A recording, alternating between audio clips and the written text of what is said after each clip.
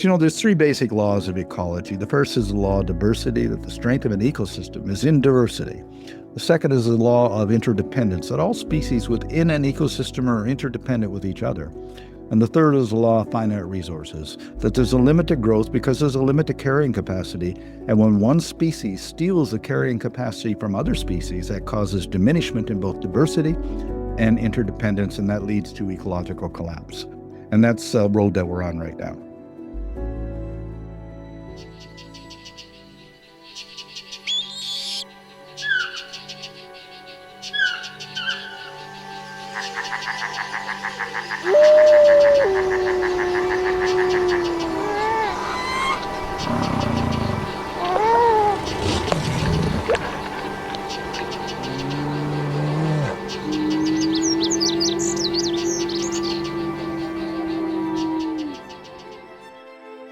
You're listening to the Rewilding Earth Podcast. I'm your host, Jack Humphrey. Our guest today is Captain Paul Watson. Paul's been on the front lines of marine conservation for over 50 years. He's a founding member of Greenpeace in the early 70s before leaving to start Sea Shepherd, where he spent decades pioneering the kind of direct action enforcement that became a global phenomenon. Now he's leading the Captain Paul Watson Foundation, a new chapter dedicated to the same mission of aggressive nonviolence to protect our oceans. When we last spoke, it was just a day after his release from prison in Greenland, and since then, he hasn't slowed down for a second. Paul's here today to talk about his latest mission, Operation Krill Wars. It's a high-stakes campaign in the Southern Ocean aimed at stopping industrial trawlers from stripping away the very foundation of the marine food web. Paul explains how these fleets are starving out whales and penguins just to fuel the salmon farming industry, and why his organization is leaning on the High Seas Treaty to intercept them. It's an essential conversation with a living legend to get to the bottom of what it really takes to protect our ocean planet. Paul, thanks so much for being on the Rewilding Earth Podcast. Well, thank you. I am really excited to talk to you. We talked, I think it was like a day after your release from Nook Prison, and that just seems like a lifetime ago, but it also seems like yesterday. I was wondering, how's everything been going since then? Because after a much-deserved span of time with your family, you said you had a lot of plans. Well, the time that I spent in the prison in Greenland turned out to be quite an opportunity for focusing international attention on Japan's continued illegal whaling operations, but also for focusing attention on the killing of pilot whales and dolphins in the Danish Faroe Islands. So I don't think that Denmark really anticipated that kind of backlash. So when I returned to France, I was actually treated incredibly well. They had a big welcome home thing at the Place de la République. Then they gave me the honorary citizenship to Paris, the Medal of the National Assembly. I've been speaking at the Sorbonne, at the law school in Lyon and everything. But really what it came down to is that under all of this pressure, the Interpol dismissed the red notice against me, which they had against me for 14 years at the request of Japan. And the dismissal was on the grounds, according to Interpol, that it was politically motivated, which is what I've been telling them for 14 years. They finally took it seriously. And but that doesn't let me off because Japan has sworn that they're going to continue to chase me, asking, each country I go to detain me. So in November, I went to the climate change conference in Brazil. And when I arrived, a couple of days after I arrived, the Brazilian federal police called and said that they had received a request to detain me. And I said, what are you going to do? And they said, well, we told them that they had submitted their request in English and they have to resubmit in Portuguese before we took it seriously. But they said not to really worry, so there was no problem. So I'm safe in Brazil, I'm safe in Ireland, and I'm safe in France. But I can't go to the US or Canada, where I'm a citizen of both countries, because both those countries will cooperate with, or the governments will cooperate with the Japanese and their request for extradition.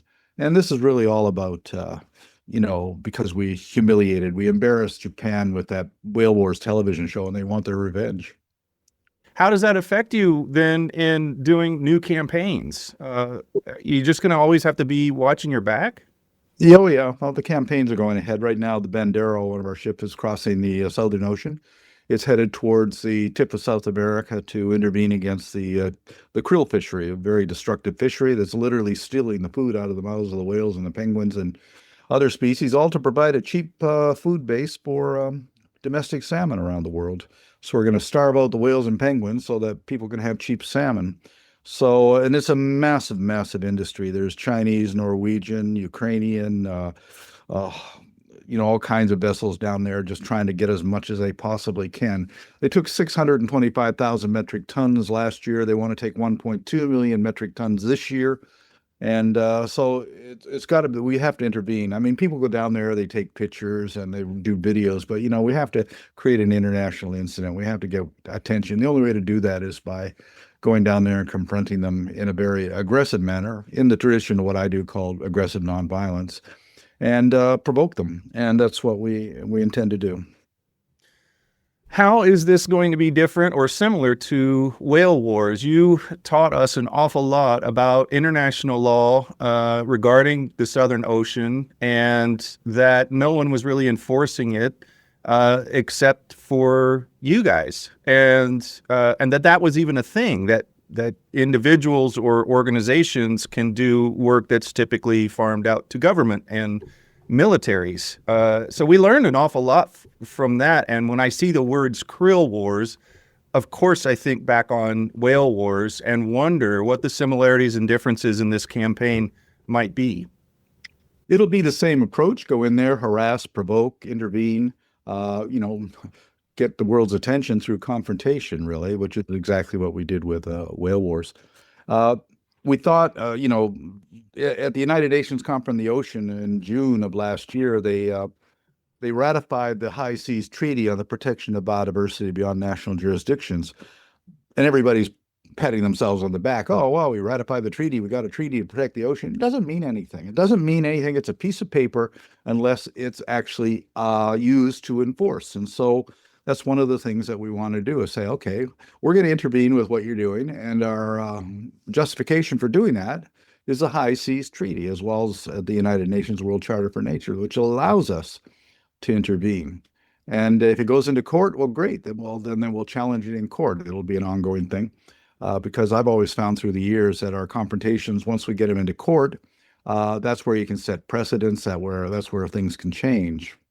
I'm wondering, tell us a little bit more about the High Seas Treaty and how that comes into play, and how you will be citing it as enforcing what's in it, because this is new to us and we're not really familiar with this one. Well, we will be citing it, but it is a little more complicated because the international organization called CalMAR, which sort of regulates exploitation in the Southern Ocean, has given them a quota. And they are, therefore, it's a legal quota, but we're challenging that because there's really no scientific validation for the way they're setting this quota. And it's pretty obvious that they're taking too much and too fast and in certain areas. So we have to challenge that. And I figure that, we challenge it with the High Seas Treaty. We use that as our defense, and maybe we win, we don't. But that's how the basis for us getting into court. The other thing is it's really a defense out of necessity, because we have to intervene whether something is technically legal or illegal if it poses a direct and immediate threat to survival of an ecosystem, which we believe that the krill fishery does. So it's really it'll be a necessity defense. So it's one way. We just have to stir up the hornet's nest and see where everything flies. I read somewhere, probably on the site at the foundation, that while the quota is what it is, it may be too much, it may be okay, but it's not. But the way that these factory trawlers work could cause localized extinction or very, very low levels of krill for whales in the area. Can you talk a little bit more about that? Yes, almost all of these vessels are concentrated in an area just at the tip of the southern of South America, between there and the Antarctic Peninsula. So it's all being done in that area. There's numerous boats. These are massive vessels, or factory vessels. They're pulling in nets full of krill the size of each one's probably about 5 or 6 busloads, of krill. In fact, there's so much krill they can't even pull in the nets. The nets are pulled up alongside. Then there's a big vacuum tube that's put down into the nets to suck the krill out of the nets and into the holds of the fish, in the fish holds. And then it's transferred to reefer vessels, which take it back to Uruguay and then process it into fish meal. A small percentage is used for krill oil, which is supposed to be some sort of health supplement, for omega-3. So yeah, let's get healthy by making the ocean unhealthy is pretty much the gist of it. So really, our point is to get out there and expose what they're doing, and the only way to really expose it in the mainstream media is through confrontation. Since 2018, Greenpeace, World Wildlife Fund, other groups have been down there. They've been filming, they've been taking photographs, and they've been making noise, but nobody pays attention. Nobody cares. They only care when you make it dramatic, when you get it onto the mainstream news, and so that's what we're going to try and do. Well, it's worked in the past, so we're all very excited to see how this all pans out. Is this going to be a possible show again? Is that something you're shooting for, or I'm sure you're documenting it no matter what? We have a film crew on board. Just so as Whale Wars, we had a film crew on board for the first year, and then we took that film and went to the networks, and that's how we got the show. But maybe this is like the pilot thing that we're doing with it. I don't know. But we'll see where it goes. It's hard to get television networks involved until you actually have something in the can to show them. So that's what we're working towards. But the krill industry is certainly very nervous about it because 2.5 weeks ago I received a letter from Aker Krill, which is one of the big krill companies. They actually offered me a ship. They say, we'll give you a ship so you can come along and watch what we're doing because we're fully transparent. And, you can see what we're doing. And I said, well, do we put anybody on board your ship? Oh, no, that would cause problems with our operations. But you can tag along and see what we're doing. I said, well, why do I need you to give me a ship to do that? I have a ship.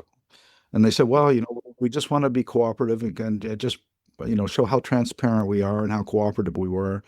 I said, yeah, well, thanks, but no thanks. They said, well, you can talk to our scientists. They will back up our position as this is a very, sustainable fishery. I said, one of the things I've learned over the last 50 years is scientists that work for governments, scientists that work for corporations, they'll say whatever you want them to say. I even got a name for them. They're biostitutes, scientists for hire.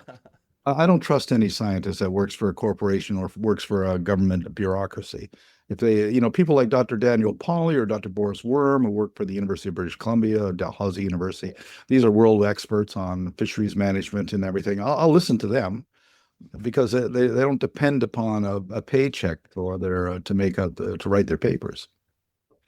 It just the lack of self-awareness in saying the words "our scientists." Yeah, that's crazy. So, what does the campaign look like right now? Where is everybody, and give us the lay of the water? Well, the ship right now is halfway across the Southern Ocean. It should arrive Chile in about probably 8 or 9 days, and then from there move down to the where the krill fishery is, which is only a couple of days away. So it'll go through the Drake Passage and then down to the just south of the Falkland Islands and intercept the fleet there. Will that be the only ship ultimately, or do you have? I had read somewhere that there might be 2 in this campaign. Well, we have 2 ships, and we're going to send 2 ships, but ever since the hostile takeover of Sea Shepherd, it's been very difficult, raising the money to do what we need to do. In fact, I'm surprised we could even do what we've done over the last couple of years to get the 2 ships that we have. Yeah. Because when they took over, illegally dismissed me from Sea Shepherd, they took all our ships and assets and membership lists and even our archives, even my personal archives. It just stole it all. So we've had to start from scratch, but I think we've done pretty good. We got 2 good ships now. In fact, our ships are better than the ships that they've replaced. And so the other vessel, the Jean-Paul de Jory, is in the waters of French Guiana right now, working on confiscating poaching nets. And that's been going really good because we've actually formed a really good partnership with a coalition of the French government environmentalist groups in French Guiana, plus strangely enough with the fishermen there, because their waters are being plundered by foreign fisheries, and they want to get rid of them. So they're supporting our efforts to confiscate these nets. Tell us about the costs of just running these 2 ships in a campaign. We try to operate as inexpensive as we can, but it's still each ship is about the minimum of $1 million every year. In the past, when I was running the Sea Shepherd ships, it was about $2.5 million a year. So we're doing it on about half that budget right now. But we've got some really good volunteers and we've got good engineers. So it's the crew that's making this all possible. Really good crew. And, I can't be there, unfortunately, because Japan will have me probably detained in Chile or Australia, wherever I go. So I have to coordinate from here in Paris. But that's working out quite well. Yeah. How do you feel about that, though? I mean, wouldn't you'd rather be there? And that's the only reason you're not, is just because you have to watch out for Japan. How much does that hurt not being there on the water? Well, there's nothing much I can do about it. It's just the way it is. I mean, like I said, when I was in Greenland, we turned that into a great campaign to focus attention on that. But here's the problem: if I were to go to rejoin the ship in Chile, then everything will be then on me. The focus will be taken off of the krill fishery, and there'll be just a big drama about me, fighting the Japanese. And there's no need to do that, right? At least not right now. Yeah. Okay, so Whale Wars, it's pretty self-explanatory. How do you describe the importance of krill and why you're doing this entire campaign based around krill? Well, when you're talking about krill, you're talking about whales, because this is what sustains the whales. The whales in the Southern Ocean could not survive without the krill. So it's absolutely essential to protect all the krill right across the Southern Ocean. But also the krill contributes a lot to, mitigating climate change. It sequesters enormous amounts of CO2. And there's also a very, positive connection between phytoplankton and zooplankton, which is krill. And the most important species on the planet right now, bar none, well, other than microbes and insects and things like that, but in the ocean, the most important species are phytoplankton and zooplankton. Phytoplankton provides up to 70% of the oxygen in the air we breathe. And since 1950, there's been a 40% diminishment in phytoplankton populations in the ocean. If phytoplankton disappears from the sea, we die. We do not live on a planet without phytoplankton. It is the basis for life on planet Earth. So it is absolutely necessary to do everything we can to protect phytoplankton. And I say 40% diminishment in 1950 is probably worse than that, because that study was in Scientific American in 2010, so about 15 years ago. There hasn't been a really good study since then that I've been able to find. But that's quite a reduction of 40% since 1950. And so we have to restore phytoplankton populations. And the reason phytoplankton populations are being diminished is because we're killing off the whales. We're killing off the fishes and the seabirds. And those species provide the nutrient base that are required by phytoplankton, primarily iron, magnesium, and nitrogen. And that comes primarily from the feces of all of these animals. I mean, every day one blue whale drops 3 tons of manure into the surface of the ocean. It doesn't sink. It stays on the surface, and it's heavily rich in iron and magnesium and nitrogen. And that's basically, the whales are the farmers of the ocean, and the crops that they're fertilizing are the phytoplankton. The ocean ecosystem has worked for millions of years with all of this interspecies connections, everything working in harmony. And we're the one species that has contributed to the decline in that interspecies connection, the decline in diversity and biodiversity. And we need to do everything we can to protect that, because, there's 3 basic laws of ecology. The first is the law of diversity, that the strength of an ecosystem is in diversity. The second is the law of interdependence, that all species within an ecosystem are interdependent with each other. And the third is the law of finite resources, that there's a limit to growth because there's a limit to carrying capacity. And when one species steals the carrying capacity from other species, that causes diminishment in both diversity and interdependence, and that leads to ecological collapse. And that's a road that we're on right now. Thank you for that. That's a little circle of life thing. And depending on where you are in the circle, what you're observing, this could be about overfishing krill, or it could be characterized as stealing whale poop. It could be that. I've always said we need less cow farts and more whale poop. Yeah. We talk a lot on this show about the long game, the decades of work it takes to protect a landscape or bring a species back. Keeping this podcast on the air and growing is part of that long game. We don't have a giant corporate machine behind us. We rely on people like you who understand that these stories and deep dives into rewilding strategy are essential for the movement. If you find value in these conversations, please consider supporting the show.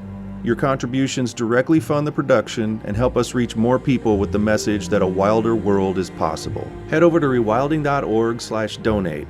Every bit helps us reach a wider global audience.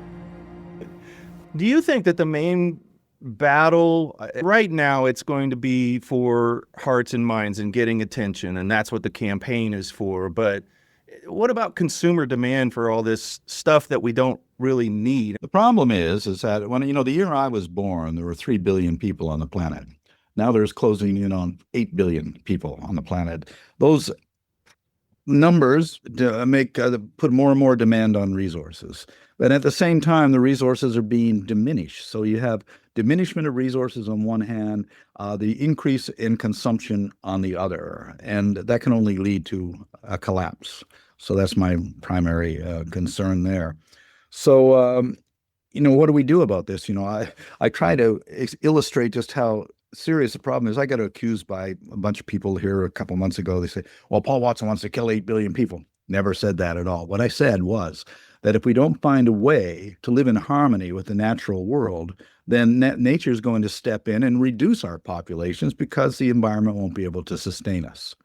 And therefore, if we don't find a solution somehow, then the laws of nature will kick in and will give us that solution, whether we like it or not. And one of the problem is that, the planet was never meant for 8 billion fish-eating, meat-eating primates.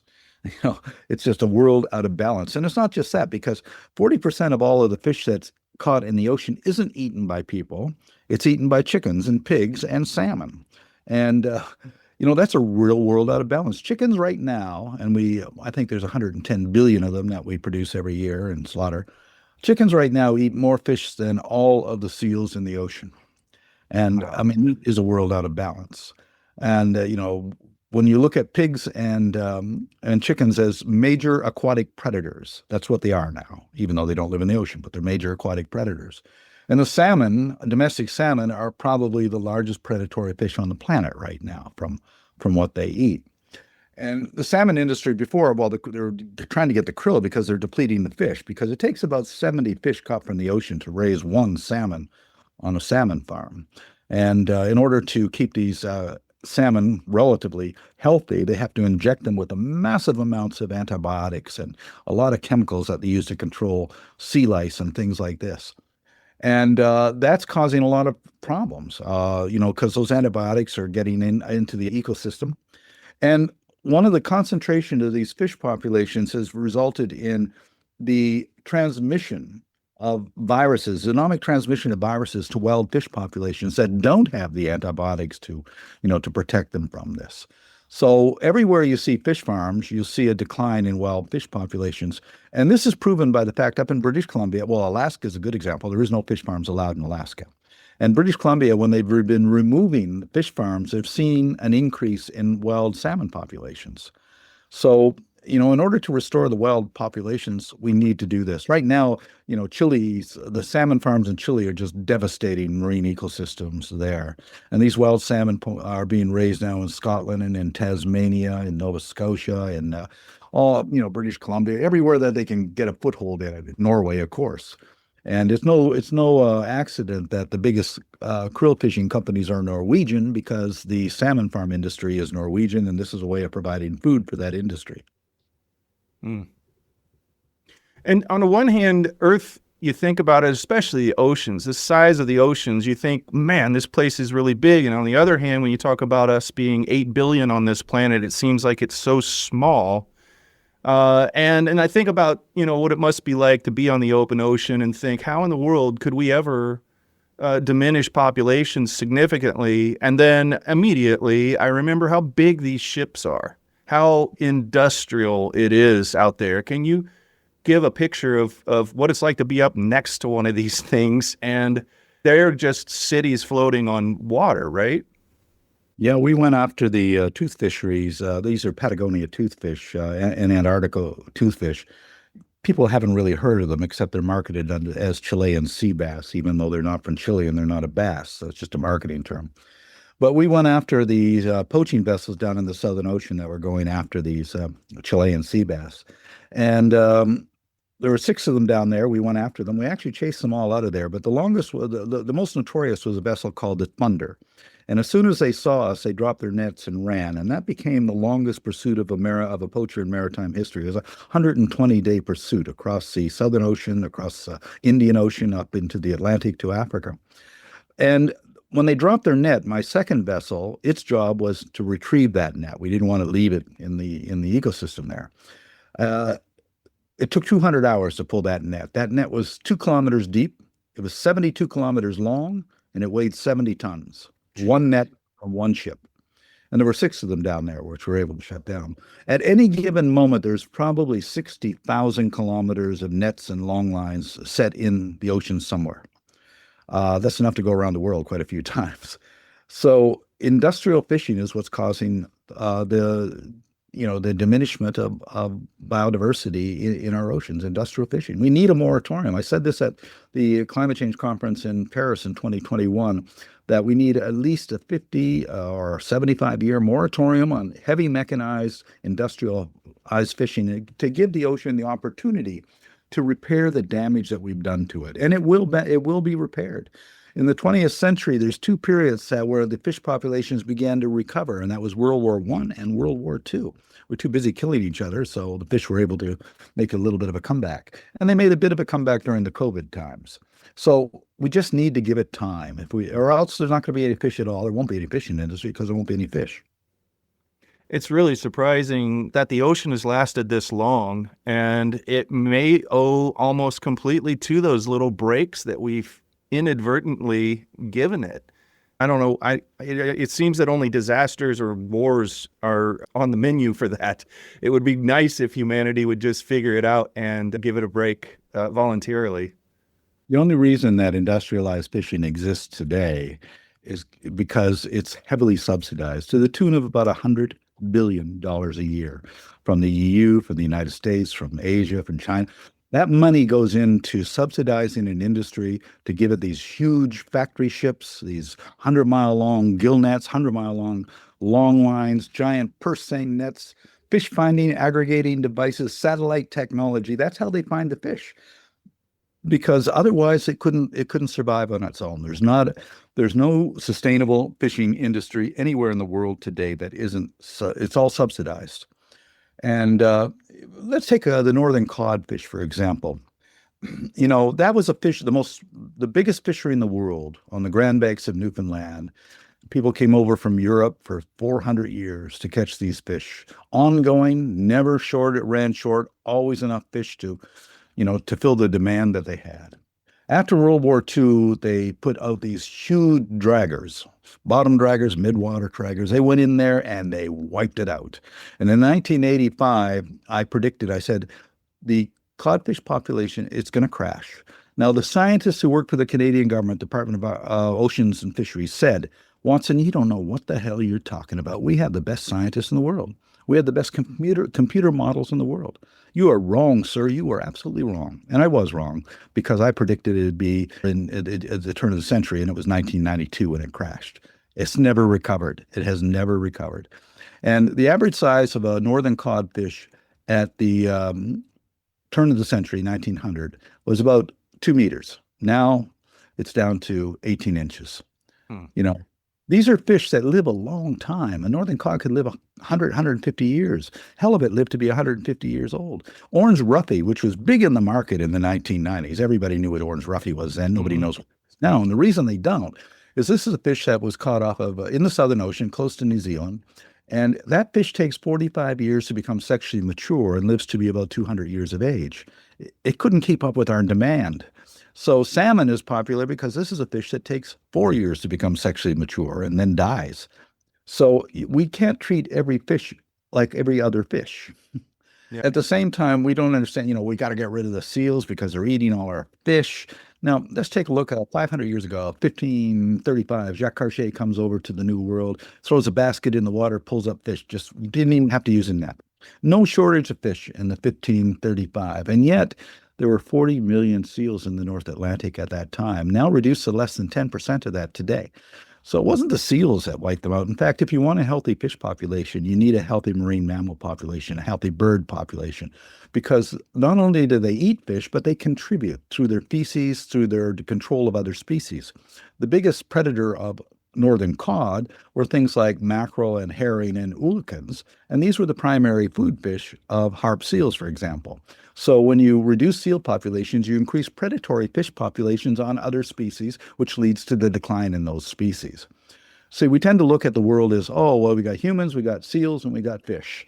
But if you look at the northwestern Atlantic Ocean, there's about 795 species there that are all working in interdependence with each other. You can't turn it into just three species and say this is the solution. We kill off the seals, more fish. It doesn't work that way. And the scientists know this, but that's not what they're paid to say. Yeah, paid to say.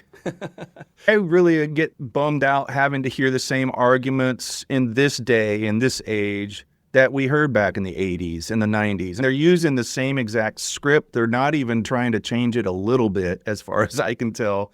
There's always a scientist willing to sell their soul to tell you that the ocean is infinite and you're crazy. But everybody knows better now. The public has been exposed to your education and education from all over the place, and we know we're being lied to, and they still just do it anyway. It's very, very frustrating. Because we don't care if we're being lied to. Every government lies to us all the time, and we know they're lying. I mean, just look at the present situation politically in the world. We know they're lying, but they'll just say the same lie over again, and the same lie over again. Is like, I think it was Joseph Goebbels who said, if you repeat a lie often enough, people will begin to believe that the lie is actually the truth. Yeah, and people are believing an awful lot of lies now. Well, because they want to. There's two reasons why you want to believe in a lie. One, you're getting paid to do it. Your job is dependent upon it. And second, you don't want, it's really depressing if we don't find a, let's just go with it and take what we can while we're here. And that seems to be the attitude. I wrote a book, was published last month, called Biocentrism, which to me is the solution to all our problems in a way, because the predominant ideology of human beings has been for 10,000 years, anthropocentrism, which is it's all about us. It was all created for us. We're the only species that matter. We're the only species that is important. And to say anything else is to be anti-human. I got a call from a reporter from the Fox News Network a few years ago. He says, did you say that worms, trees, bees, and whales are more important than people? I said, yes. I said exactly that. And he said, how could you say something outrageous? I said, well, because they're more important than people. And I'll tell you why. Because they can live here without us. But we can't live here without them. We don't live in a world without insects, without microbes, without trees, without whales. We simply don't. They are more important ecologically than we are. And we have to accept that if we're going to survive, we have to live in harmony and interdependent with all of those other species. We have to understand that we're not the dominant species. We just declare ourselves to be the dominant species. Every single major revolution in the world is anthropocentric. Every one of them says we're the center of the universe. That is a collective form of mass psychosis that is delusional on such a level that it's mind-boggling that we even believe this stuff. But that's what we have come to believe. All of this nonsense, it's all anthropocentric. It's all about us. I think Mark Twain once described it. He says, there's a little blister of paint on the top of the Eiffel Tower, and it's there, right there on the top of the Eiffel Tower. And that blister thinks that the entire Eiffel Tower was constructed just so we could sit there. Oh, well, it's also had a hell of a marketing campaign over the last couple hundred years. And how do we overcome the brilliant marketing campaign when it touches on the single most important human button of self-importance and exceptionalism? I mean, and that's crazy to think about. How do we combat that with the truth when nobody's really willing to hear the truth? The primary law of evolution is adapt or die. And if we don't adapt to the fact that we're living in a world of diminishment, we're not going to survive. The problem is human beings have an incredible ability to adapt to diminishment. And this served us well 50, 60,000 years ago when we had to adapt to diminishment. But now what we do is we just, as things are reduced in numbers or availability, we just move on to something else. And we just forget that. We adapt to things. If 1965, if I were to tell you in 1965 that in 40, 50 years, you're going to be buying water in plastic bottles and paying more for that water than the equivalent amount of gasoline, you'd look at me and say, nobody's going to be that stupid. And yet here we are. Water costs more in a plastic bottle than the equivalent amount of gasoline. I was in a hotel in New York. Now you can drink this water right by the bedside. It's $12 a liter. It's $48 a gallon. That's insane. Yeah. I'm still not over them putting water in plastic bottles. It feels like yesterday they started doing that. And I said, this is stupid. That's never going to take off. And again, we do what we're told to, because the cleanest drinking water in the United States comes out of the taps in New York City. And that's because it comes through the Alleghenies and through the Catskills, through stone caverns, and comes right into the thing. But people won't drink it. They'd rather buy it in bottles. And in fact, it's so clean that if you go to Los Angeles, you can actually buy plastic bottles of water called New York City water. You can sell anything. There's always an angle. There's always a marketer doing something twisted. I happen to, I'm 75. So when I was a kid, I could walk the beaches in Eastern Canada where I was raised. I could walk for miles and never see a single piece of plastic. It didn't exist. And so we can live in a world without plastic, but we've decided not to. And most of the plastic is turned into things which are absolutely useless. Single-use pieces of plastic, and that is just useless. And now we've got like almost more plastic in the ocean than fish, and that gets broken down into microplastics and nanoplastics. And now we're finding out that it has adverse effects on the health of all living things, including our own. You'll find nanoplastics in zooplankton. You'll find nanoplastics in vegetables and fish, and of course in ourselves. Everybody now has plastic in their bodies. And we don't know what the ultimate consequences of that is going to be. Yeah, playing a heck of a game of roulette here with our species and the world. It's just nuts. And untangling all of that. That's why I think that the message of biocentrism really rings true for those of us who are willing to face things and not be economists about infinite world theory and all that stuff. And we're really willing to look. It offers some peace. Just sit and meditate on the good and what it really means to be biocentric. What does it mean to you? Well, it means living in harmony with the natural world, living in harmony with other species. Understanding that we're part of everything. We're not lord and dominant over everything else. I'm starting to write children's books because, you can reach children and they seem to understand intuitively what you're talking about.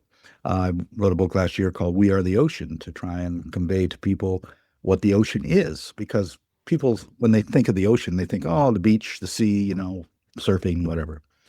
But what is the ocean? The ocean is water. And it's water in constant circulation. And sometimes it's in the sea, sometimes it's in ice, and sometimes underground, and sometimes in the clouds, and sometimes it's in the cells of every single living plant and animal, constantly moving through all of those mediums. So the answer to the question of what is the ocean is we are the ocean. It's flowing through us every single day. It connects us with every other living thing on this planet. Everything is connected by this continuum flow of this element, water, the only thing the most important, most valuable element in the universe. And we just take it for granted, really. We don't really think about it. But so no matter where do you live you can live in the Swiss Alps, or you can live in the Death Valley. You're still living in the ocean. It's all around you all the time. It's inside you. It's all around you. And that's what I think that we have to appreciate, is that we are part of the ocean overall. And this is the ocean planet. It's not even the planet Earth. It's the planet ocean. You've always been into storytelling. You've been an awesome storyteller, and which means that you obviously understand the power of that. And as I'm hearing you describe what is the ocean, I'm thinking there should be a 24/7 news channel somewhere that just talks about the miracles on this planet. It feels like everything's moving so fast that we, as a collection of societies, don't have time to sit and reflect on the miracle that the Earth is in this quiet little galaxy in this little weird corner of the universe, where we can find no other trace of us or anything like life. And it's crazy that we get so preoccupied with eating and everything else, that we don't trip out on Earth every single freaking day. It's crazy to me.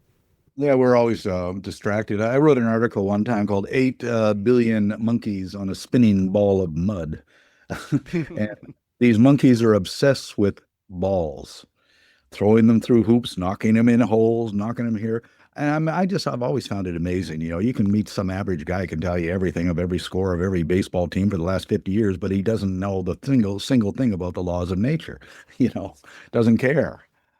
We distract ourselves with useless information. Is it too close to dealing with our short little lives and not knowing what happens? And I wonder if thinking about nature too deeply, which isn't very deep at all for most people, reminds them that they're part of it and they're going to die. Or I just don't know. We also are really preoccupied with avoiding that topic and developing religions and everything around that since we could talk. Yeah, I've always found it very strange that if people believe in an afterlife, why are they so afraid to die? Let's just get on with it, okay? But Yeah. but I believe biocentrism believes in the continuum of life. That means is that, for instance, if you take an indigenous person, say in the Amazon, a Kayapo or Yanomami person, and you ask them this question: who was your great great great great great great grandmother's name? Let's go back 500 years. What was her name? They'll tell you the name because they know who she is.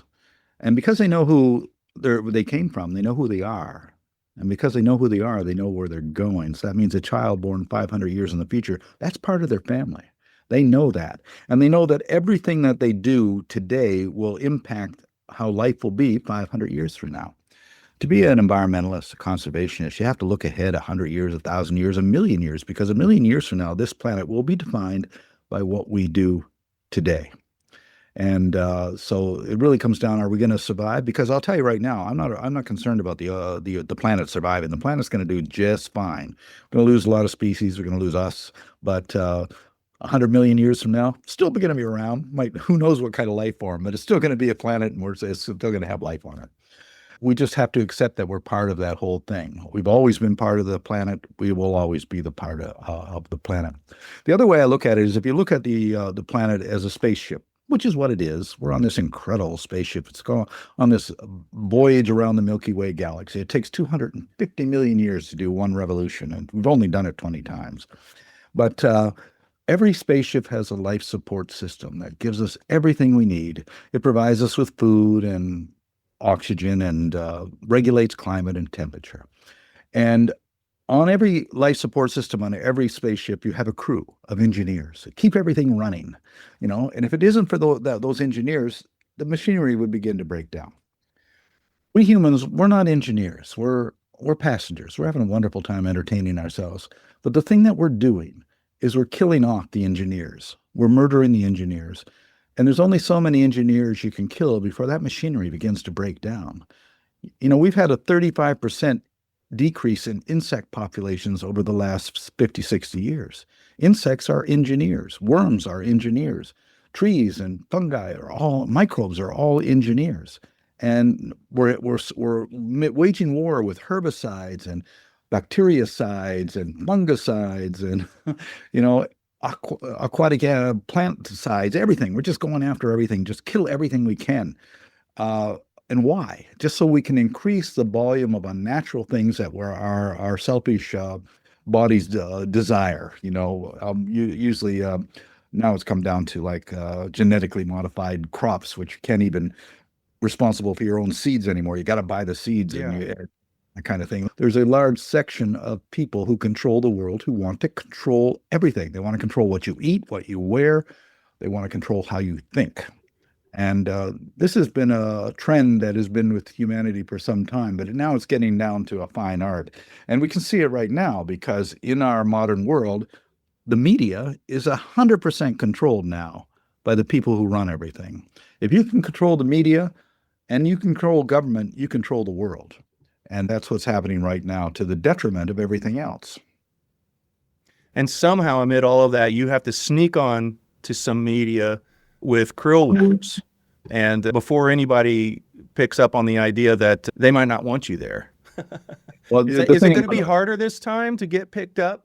Well, there's certain things about the media that there's certain, I call them the 4 elements of media. If you want a story and you want to get that story out of there, you have to have at least one of the 4 elements. If you have all 4 elements, you've got a super story. And the 4 elements of media are simple: sex, scandal, violence, and celebrity. Every single news story you can think of has one or more of those elements. Those are guaranteed. When I brought Bridget Bardot to the ice floes off Labrador in 1977 to post her cheek to cheek with a baby seal, that guaranteed us the cover of every major magazine in the world. Yeah. Sex and celebrity. Brilliant.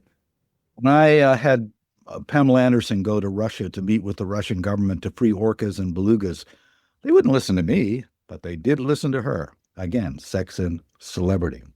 Whale wars, we had, the sort of pseudo-violence. It wasn't really violence. It was confrontations and everything like this. But we had the scandal of the Japanese breaking the laws, and we had all those confrontations.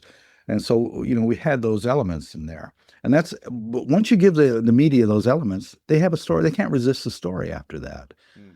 So that's the whole art of storytelling. Dramatize everything and turn it into something that is going to make people interested in listening to it or watching it. A good example, how do you get people's attention? Dolphins were being killed in fish nets off the coast of France here. It was out of sight, out of mind. People didn't know. Most people in France didn't even know there was dolphins off the coast. And you could tell them that, but they don't care. Nobody's going to listen to it.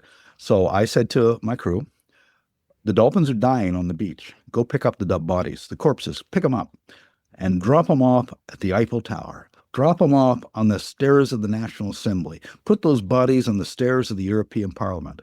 That's how we got their attention. Wow. I think that would do it. Well, and then the police came up and they're going to arrest us. Or, this is illegal. I said, well, then arrest us. That'll be great. We'll go to trial on that. I would love to hear the law that they cited, because there is no law because nobody could have dreamt of what you did. There couldn't have been a law against it. Some sanitary law dropping corpses in a public area or something like that. Without giving too much away, I would imagine that you're going to try to keep people abreast of everything that's going on as the campaign gets rolling. Where are the best places for us to watch and keep up? Well, the YouTube channel is good and everything, because we will be releasing footage as it happens in real time. So that's going to happen. And then, of course, paulwatsonfoundation.org is where everybody can come and see. And we did mention earlier, this stuff costs money to do to keep these ships afloat. Now you've heard the reason behind this campaign and pretty much everything Paul Watson does.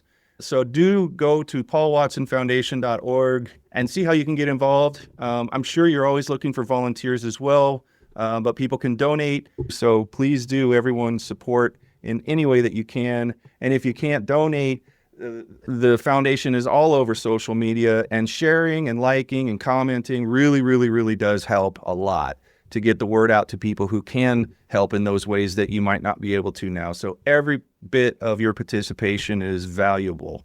And once again, that's paulwatsonfoundation.org. Paul, how do we close this out? We went from really, really tiny phytoplankton all the way up to the big world-shattering issues. I didn't know we were going to go on such a journey today.